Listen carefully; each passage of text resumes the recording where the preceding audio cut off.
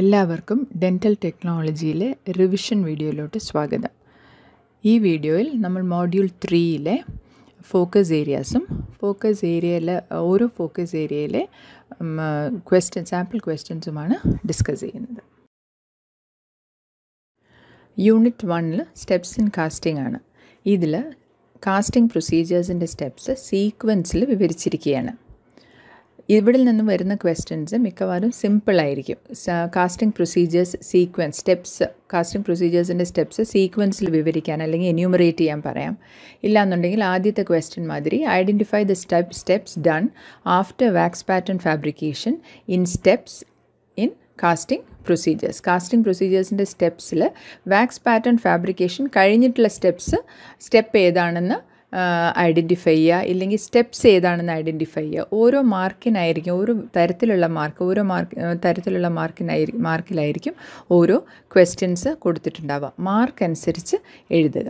ചിലപ്പോൾ രണ്ടാമത്തെ ക്വസ്റ്റ്യൻ കാണിച്ചിരിക്കുന്ന മാതിരി enumerate the steps in casting procedures in sequence. Full casting procedures എഴുതാനും വരാം. അടുത്ത യൂണിറ്റ് ടൂത്ത് പ്രിപ്പറേഷനാണ്. ഇതിൽ ഏറ്റവും ഇമ്പോർട്ടൻ്റ് ആയിട്ടുള്ളത് gingival finish lines. Gingival finish ലൈൻസിൻ്റെ definition അറിഞ്ഞിരിക്കണം, ടൈപ്സ് അറിഞ്ഞിരിക്കണം, conditions or cases they are used. ഓരോ ജിഞ്ചൈവൽ ഫിനിഷ് ലൈനും നമ്മൾ ഓരോ കേസസിനാണ് ഉപയോഗിക്കുന്നത്. അപ്പോൾ അതും ഏതൊക്കെയാണ് കേസസ് എന്ന് അറിഞ്ഞിരിക്കണം. സാമ്പിൾ ക്വസ്റ്റ്യൻസിലോട്ട് നോക്കാം. Enumerate the different types of gingival finish lines. അതൊരു 4 മാർക്ക് ക്വസ്റ്റ്യന് 3 അല്ലെങ്കിൽ 4 മാർക്ക് ക്വസ്റ്റ്യന് ചോദിക്കാം.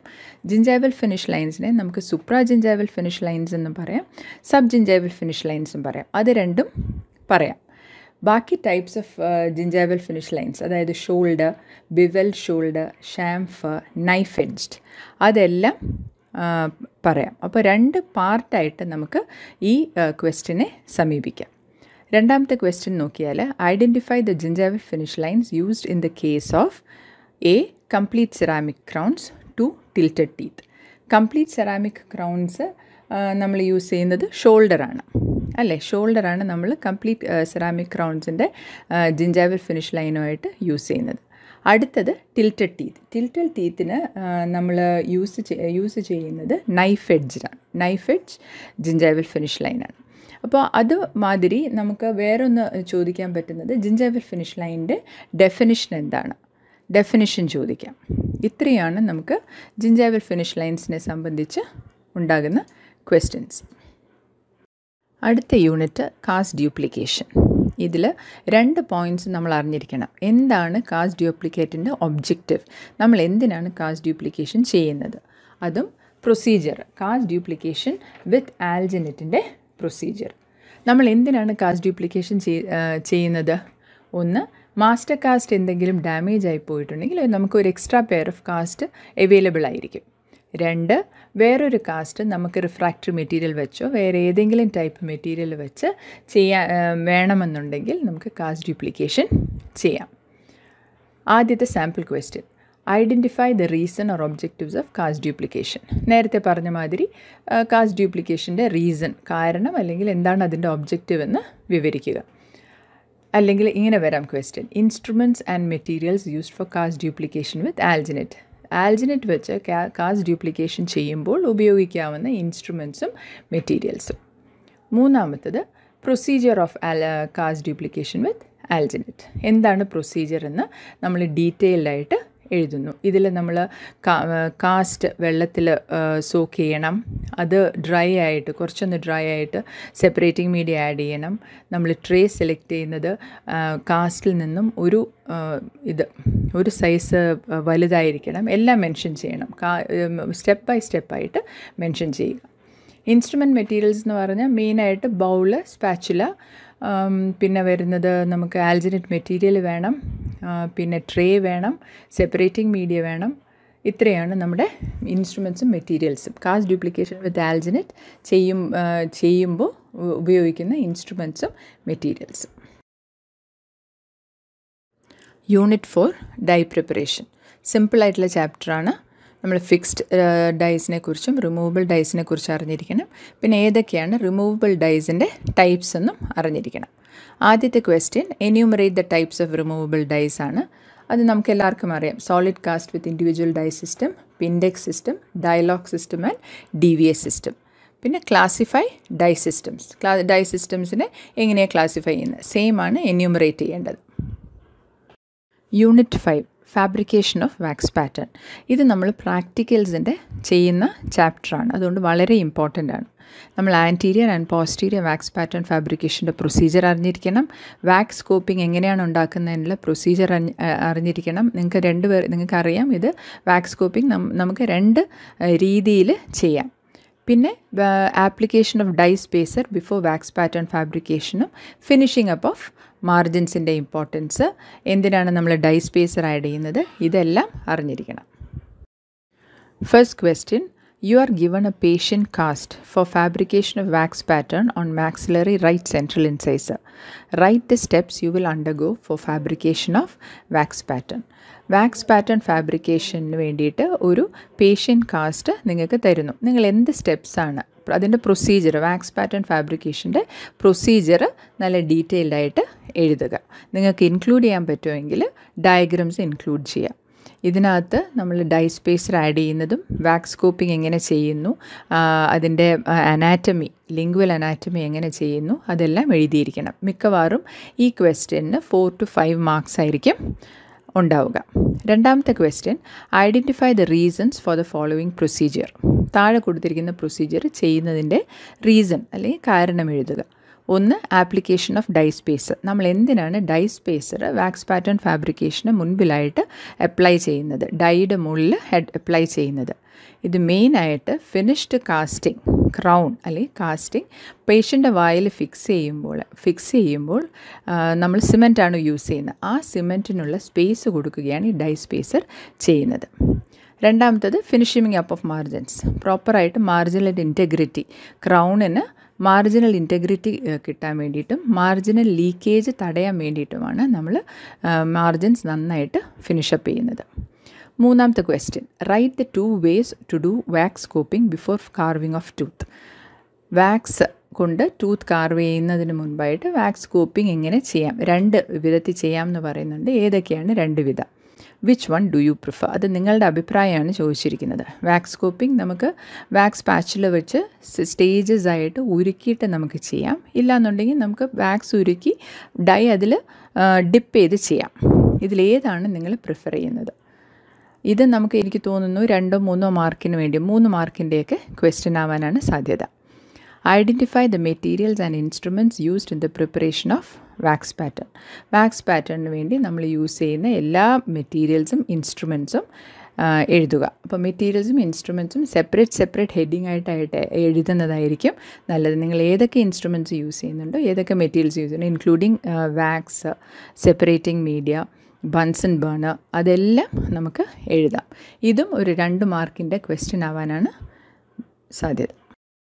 Unit 6 pontics. ഇതിൽ ക്ലാസിഫിക്കേഷൻ പോണ്ടിക്സും ടൈപ്സ് ഓഫ് പോണ്ടിക്കും ഈച്ച് പോണ്ടിക് നമ്മൾ എവിടെയാണ് യൂസ് ചെയ്യുന്നതും എന്നാണ് നമ്മൾ അറിഞ്ഞിരിക്കേണ്ടത്. ഫസ്റ്റ് ക്വസ്റ്റ്യൻ മാച്ച് ദ ഫോളോവിങ്ങിൻ്റെ രീതിയിലുള്ള ഒരു ക്വസ്റ്റ്യനാണ്. Pair the pontic to the area in which they are used. അതിൽ കൊടുത്തിരിക്കുന്ന പോണ്ടിക്സും അതിൻ്റെ ഏരിയാസും തമ്മിൽ പെയർ ചെയ്യുക. Sanitary pontic, modified ridge lap pontic, conical pontic, ovate pontic. Sanitary pontic use ചെയ്യുന്നത് മാൻഡിബുലാർ മോളാസിൽ, എല്ലാവർക്കും അറിയാം ഇത് അല്ലേ. Modified ridge lap pontic use ചെയ്യുന്നത് പ്രീമോളാസ് ആൻഡ് മോളാസിൽ. കോണിക്കൽ പോണ്ടിക് യൂസ് ചെയ്യുന്നത് നൈഫ് എഡ്ജ് റിഡ്ജിൽ. ആൻഡ് ഓവേറ്റ് പോണ്ടിക് ആൻറ്റീരിയർ റീജിയനിലുമാണ് യൂസ് ചെയ്യുന്നത്. Name the different materials used for fabrication of pontic ഉണ്ടാക്കാൻ വേണ്ടിയിട്ട് നമ്മൾ യൂസ് ചെയ്യുന്ന പോണ്ടിക് ഏതൊക്കെ മെറ്റീരിയൽസ് കൊണ്ടാണ് ഉണ്ടാക്കിയിരിക്കുന്നത്? പലതരം മെറ്റീരിയൽസ്, നമുക്ക് മെറ്റാലിക് പോണ്ടിക് ഉണ്ട്, നോൺ മെറ്റാലിക് പോണ്ടിക് ഉണ്ട്, കോമ്പിനേഷൻ പോണ്ടിക്സ് ഉണ്ട്. അത് നമ്മൾ എടുത്തെഴുതുക. Name 3 types of pontic with diagrams. ഏത് പോണ്ടിക്കാണ് വേണ്ടതെന്ന് നമ്മൾ മെൻഷൻ ചെയ്യാത്ത സ്ഥിതിക്ക് ഏതെങ്കിലും 3 ടൈപ്പ് ഓഫ് പോണ്ടിക്കും അതിനെ റെപ്രസെൻറ്റ് ചെയ്യുന്ന ഡയഗ്രാംസും വരയ്ക്കുക. ഇത് 3 മാർക്കിൻ്റെ ക്വസ്റ്റ്യൻ ആയിട്ടായിരിക്കും ചോദിക്കുന്നത്. Unit 7 investing. ഇതിൽ സ്പ്രൂ. എന്താണ് സ്പ്രൂ? അതിൻ്റെ principles and types of sprue, casting ring and liner, എന്താണ് ലൈനറിൻ്റെ റോൾ, ആൻഡ് ഇൻവെസ്റ്റിംഗ് പ്രൊസീജിയർ, എന്താണ് അതിൻ്റെ പ്രോപ്പർ പ്രൊസീജിയർ. ഇത് ഇത്രയുമാണ് നമ്മൾ അറിഞ്ഞിരിക്കേണ്ടത്. Identify the role or use of the following. താഴെ കൊടുത്തിരിക്കുന്നവയുടെ എന്താണ് ഉപയോഗമെന്ന് എഴുതുക. Liner, sprue and reservoir. എല്ലാവർക്കും അറിയാം അല്ലേ, ലൈനർ എന്ന് പറയുന്നത് നമ്മൾ അലോയ്സ് ഇതിന് വേണ്ടിയിട്ട് ഇൻവെസ്റ്റ്മെൻറ്റ് മെറ്റീരിയലിൻ്റെ എക്സ്പാൻഷന് സ്പേസ് കൊടുക്കാൻ വേണ്ടിയിട്ടാണ് യൂസ് ചെയ്യുന്നത്. നമുക്കത് ഡീറ്റെയിൽ ആയിട്ട് എഴുതാം. അലോയ് സോൾഡിഫിക്കേഷൻ ഷ്രിങ്കേജിനെ കോമ്പൻസേറ്റ് ചെയ്യാൻ വേണ്ടിയിട്ട് നമ്മൾ ഇൻവെസ്റ്റ്മെൻറ്റ് മെറ്റീരിയലിനെ എക്സ്പാൻഷൻ ഉള്ള ഇൻവെസ്റ്റ്മെൻറ്റ് മെറ്റീരിയൽ യൂസ് ചെയ്യുന്നു. ആ എക്സ്പാൻഷന് സ്ഥലം കൊടുക്കാൻ വേണ്ടിയിട്ടാണ്, സ്പേസ് കൊടുക്കാൻ വേണ്ടിയിട്ടാണ് നമ്മൾ ലൈനർ കാസ്റ്റിംഗ് റിങ്ങിൻ്റെ ഉള്ളിൽ വയ്ക്കുന്നത്. സ്പ്രൂ എന്ന് പറയുന്നത് it is a channel for the wax pattern, wax to go out of the casting ring and for the metal to fill up the mold. Reservoir എന്ന് പറഞ്ഞാൽ മോൾഡ് കേട് വരാതെ, മെറ്റൽ ഉള്ളിലോട്ട് inject ചെയ്യുമ്പോൾ മോൾഡ് കേട് വരാതിരിക്കാനും localise shrinkage porosity തടയാനുമായിട്ടാണ് നമ്മൾ reservoir use ചെയ്യുന്നത്. ഇത് മിക്കവാറും ഓരോ മാർക്കിൻ്റെ ആയിരിക്കും. അപ്പോൾ ഇത് 3 മാർക്ക് ക്വസ്റ്റ്യൻ ആവാനാണ് ആയിട്ടാണ് ഉണ്ടാവുക. Choose which is better and justify your answer. Spruing with reservoir or without reservoir. നിങ്ങളുടെ അഭിപ്രായത്തിൽ സ്പ്രൂയിങ് വിത്ത് റിസർവോയർ ആണോ റിസർവോയർ ഇല്ലാതെ സ്പ്രൂ ചെയ്യുന്നതാണോ നല്ലത് എന്താണെന്ന് നിങ്ങൾ ജസ്റ്റിഫൈ ചെയ്യുക. എന്തായാലും ആൻസർ എന്തായാലും ജസ്റ്റിഫൈ ചെയ്യുക. വിത്ത് റിസർവോയർ ആണ് നല്ലത്. കാരണം എന്താ വെച്ചാൽ it prevents localise shrinkage porosity and prevents damage to the mould. Draw the diagram of an invested casting ring and label the parts. Text ബുക്കിലുള്ള മാതിരി ക്രോസ് സെക്ഷൻ, ഇൻവെസ്റ്റഡ് കാസ്റ്റിംഗ് റിങ്ങിൻ്റെ ക്രോസ് സെക്ഷൻ വരച്ച് parts label ചെയ്യുക. അതിൽ വരയ്ക്കാൻ വേണ്ടിയിട്ട് 1 മാർക്കും ബാക്കി പാർട്സ് ലേബൽ ചെയ്യാൻ വേണ്ടിയിട്ട് 3 മാർക്കും ആയിരിക്കും ഉണ്ടാവുക. മിക്കവാറും അത് 4 മാർക്കിൻ്റെ ക്വസ്റ്റ്യൻ ആയിട്ട് ആണ് ചോദിക്കുക. Unit 8 burn out. ഇതിൽ അലോയ് സോൾഡിഫിക്കേഷൻ ഷ്രിങ്കേജ് കോമ്പൻസേറ്റ് ചെയ്യുന്ന മെത്തേഡ്സും ബേൺ ഔട്ടിൻ്റെ പ്രൊസീജിയറുമാണ് നമ്മൾ അറിഞ്ഞിരിക്കേണ്ടത്. നിങ്ങൾക്ക് എല്ലാവർക്കും അറിയാം, മെറ്റൽ അലോയ് സോൾഡിഫൈ ചെയ്യുമ്പോൾ ഷ്രിങ്ക് ചെയ്യും. അപ്പോൾ അത് ഷ്രിങ്ക് ചെയ്യുമ്പോൾ നമുക്ക് കിട്ടുന്ന കാസ്റ്റിങ്ങിൻ്റെ ഡയമെൻഷൻസ് മാറും, ചേഞ്ച് ആവും അല്ലേ. അപ്പോൾ അതിനെ എങ്ങനെ കോമ്പൻസേറ്റ് ചെയ്യാം, ആ ഡയമെൻഷൻ ചേഞ്ചിനെ നമുക്ക് ഇൻക്ലൂഡ് ചെയ്ത് എങ്ങനെ അതിനെ കോമ്പൻസേറ്റ് ചെയ്ത് പ്രോപ്പറായിട്ടുള്ള ഒരു കാസ്റ്റിംഗ് ഉണ്ടാക്കാം എന്നുള്ളതിൻ്റെ മെത്തേഡ്സും ഉണ്ട്. പിന്നെ പ്രോപ്പറായിട്ട് പ്രൊസീജിയർ എന്താണ്, ബേൺ ഔട്ടിൻ്റെ പ്രൊസീജിയർ എന്താണ് എന്നും ഡീൽ ചെയ്യുന്നുണ്ട്. ഇതിനകത്ത് വളരെ സിമ്പിളായിട്ടുള്ള ക്വസ്റ്റ്യൻസേ ചോദിക്കാൻ വഴിയുള്ളൂ. Explain the procedure of burn out. Burn ഔട്ടിൻ്റെ പ്രൊസീജിയർ സ്റ്റെപ്പ് ബൈ സ്റ്റെപ്പായിട്ട് എഴുതുക. അതൊരു 3 മാർക്സ് ക്വസ്റ്റ്യൻ ആയിരിക്കും. രണ്ടാമത്തെ question, the metal alloy shrinks on cooling. What are the ways to compensate for the shrinkage in casting procedures. എന്തൊക്കെയാണ് ways എന്നുള്ളത്.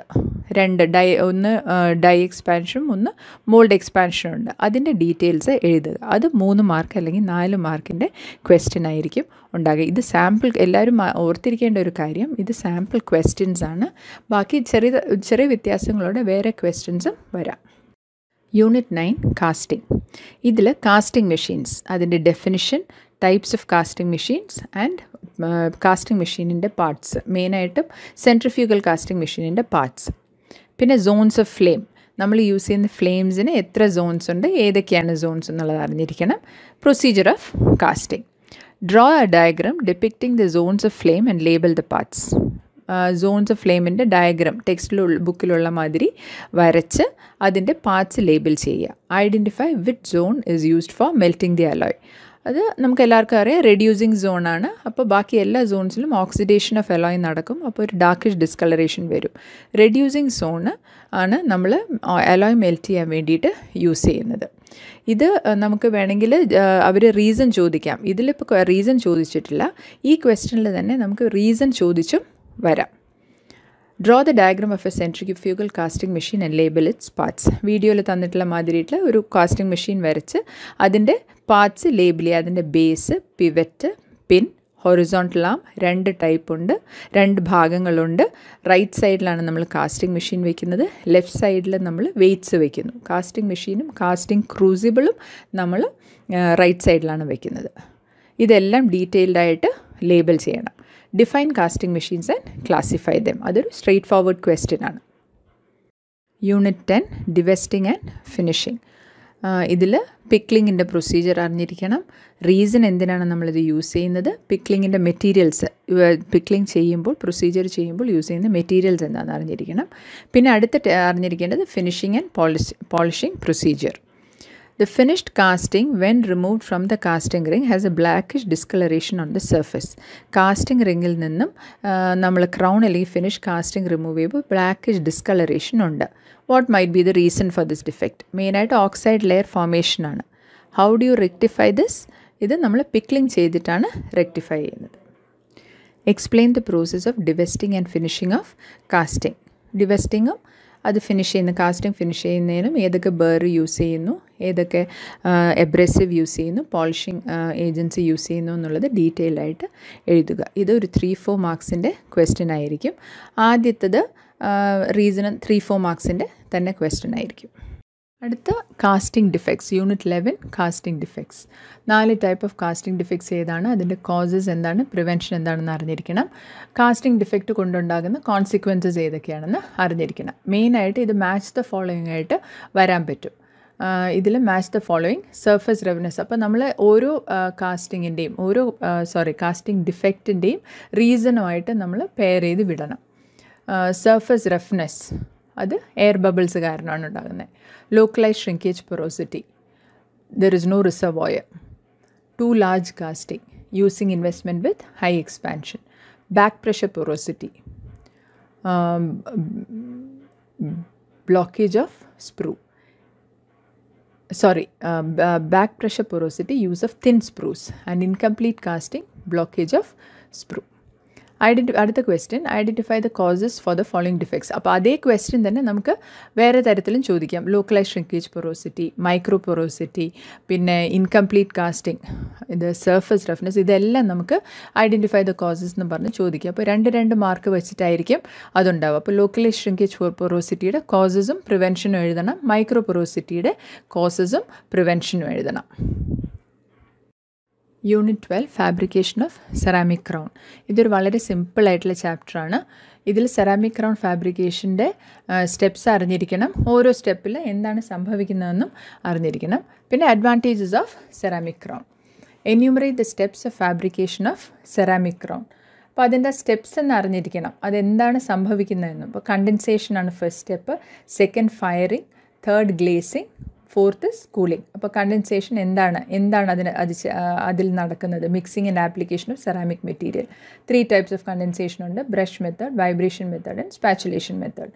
പിന്നെ നമുക്ക് ഫയറിങ്, എന്താണ് ഫയറിങ്? ഫസ്റ്റ് ബേക്കും സെക്കൻഡ് ബേക്കും എന്താണെന്ന് അറിഞ്ഞിരിക്കണം, ഗ്ലേസിങ് എന്താണെന്ന് അറിഞ്ഞിരിക്കണം, കൂളിംഗ് എന്താണെന്ന് അറിഞ്ഞിരിക്കണം. ഇതെല്ലാം കൂടെ നമ്മൾ എഴുതും. ഇതിനകത്ത് എന്യൂമറേറ്റ് എന്ന് മാത്രമേ പറഞ്ഞിട്ടുള്ളൂ. അത് മിക്കവാറും ഒരു മാർക്കിൻ്റെയോ 2 മാർക്കിൻ്റെയോ ക്വസ്റ്റ്യൻ ആയിരിക്കണം. ഡിസ്ക്രൈബ് ബ്രീഫ്ലി എന്ന് പറഞ്ഞ് വന്നിട്ടുണ്ടെങ്കിൽ അത് 4 മാർക്കിൻ്റെ ക്വസ്റ്റ്യൻ ആയിരിക്കും. Reason out why the ceramic crown is considered superior over the other crowns. അപ്പോൾ അതിൻ്റെ അഡ്വാൻറ്റേജസ് ആണ് എഴുതേണ്ടത്. അതിൻ്റെ എക്സലൻറ്റ് ഏസ്തെറ്റിക്സ് ആണ്, ബയോളജിക്കലി കമ്പാറ്റബിൾ ആണ്, impervious to oral fluids, chemically indestructible in moist conditions. Unit 13 materials used in casting procedures. ഇതിൽ investment materials, എന്താണ് investment material, നമ്മൾ അതിൻ്റെ ടൈപ്സ് അറിഞ്ഞിരിക്കണം, യൂസസ് അറിഞ്ഞിരിക്കണം. ക്ലാസിഫിക്കേഷൻ ഓഫ് അലോയ്സ് ക്ലാസിഫിക്കേഷൻ മാത്രം അറിഞ്ഞിരുന്നാൽ മതി. പിന്നെ സ്റ്റെയിൻലെസ് സ്റ്റീൽ എന്തൊക്കെ ടൈപ്സ് ആണെന്നും എന്താണ് അവയുടെ യൂസസ്, ഓരോന്നിൻ്റെ യൂസസും അറിഞ്ഞിരിക്കണം. ആദ്യത്തെ question, what is stainless steel? എന്താണ് സ്റ്റെയിൻലെസ് സ്റ്റീൽ? സ്റ്റെയിൻലെസ് സ്റ്റീൽ എന്താണെന്നുള്ളത് നമ്മൾ ചാപ്റ്ററിൽ ഉണ്ട്.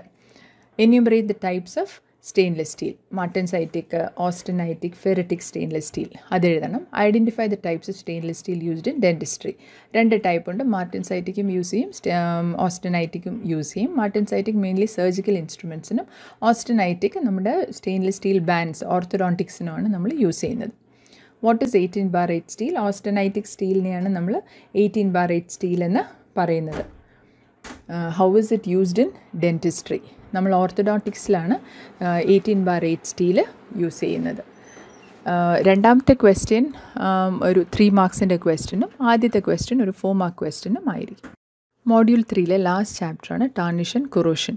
ടാർണിഷിനും കൊറോഷൻ്റെ ഡെഫിനിഷനും എന്തൊക്കെയാണ് types, dry corrosion, wet corrosion including galvanic corrosion നമ്മൾ അറിഞ്ഞിരിക്കണം. Differentiate between dry corrosion and wet corrosion. Dry corrosion നമ്മൾ കെമിക്കൽ കൊറോഷൻ എന്നും പറയുന്നു. ബാക്കി വെറ്റ് കൊറോഷൻ എന്താണെന്ന്. Write short note on galvanic corrosion. And ഇത് മെയിനായിട്ട് നമ്മൾ ഡെൻറ്റിസ്ട്രിയിൽ എന്താണ് ഗാൽവനിക് കൊറോഷൻ്റെ ഇമ്പോർട്ടൻസ് എന്ന് വേണം എഴുതാൻ വേണ്ടിയിട്ട്. ഗാൽവനിക് കൊറോഷൻ നമുക്ക് 2 ഡിഫറെൻറ്റ് ടൈപ്സ് ഓഫ് മെറ്റീരിയൽസ് നമുക്ക് ഓറൽ ക്യാവിറ്റിയിൽ ഉണ്ടാകുമ്പോൾ അത് തമ്മിൽ മീറ്റ് ചെയ്യുമ്പോൾ ഉണ്ടാകുന്ന ഒരു കൊറോഷനെയാണ് നമ്മൾ ഗാൽവനിക് കൊറോഷൻ എന്ന് പറയുന്നത്. അപ്പോൾ അത് നമുക്ക് പൾപ്പിൽ വേദനയായിട്ട് ഫീൽ ചെയ്യും. അതാണ് ഡെൻറ്റിസ്ട്രിയിലുള്ള ഇമ്പോർട്ടൻസ്. അത് എഴുതുക. അത് നമ്മൾ സ്പെസിഫൈ ചെയ്യണം. Define A tarnish and B corrosion. Tarnish എന്താണ്? It is a discoloration. And corrosion എന്താണ്? It is the deterioration. അത് ഡിഫറൻസ് കറക്റ്റായിട്ട് ഡെഫിനിഷനിൽ വരണം. ആദ്യത്തേത് 2 അല്ലെങ്കിൽ 3 മാർക്കിൻ്റെ ക്വസ്റ്റ്യൻ ആയിരിക്കും. ഗാൽവനിക് കൊറോഷൻ 2 മാർക്കിൻ്റെ ആയിരിക്കാൻ വഴിയുണ്ട്. Definition 2 mark. ഈ ഡിസ്കഷൻ അല്ലെങ്കിൽ ഈ വീഡിയോ നിങ്ങൾക്ക് ഉപയോഗപ്രദമായിരിക്കുമെന്ന് വിചാരിക്കുന്നു. ഈ ക്വസ്റ്റ്യൻസ് മാത്രമല്ല കേട്ടോ വരിക. ഫോക്കസ് ഏരിയയിൽ നിന്ന് വേറെയും ക്വസ്റ്റ്യൻസ് വരാം. ഇത് സാമ്പിൾ ക്വസ്റ്റ്യൻസ് മാത്രമാണ്. ഫോക്കസ് ഏരിയയും ബാക്കിയുള്ള ഏരിയാസും നിങ്ങൾ വളരെ വിശദമായിട്ട് ശ്രദ്ധിച്ച് പഠിക്കുക. All the best.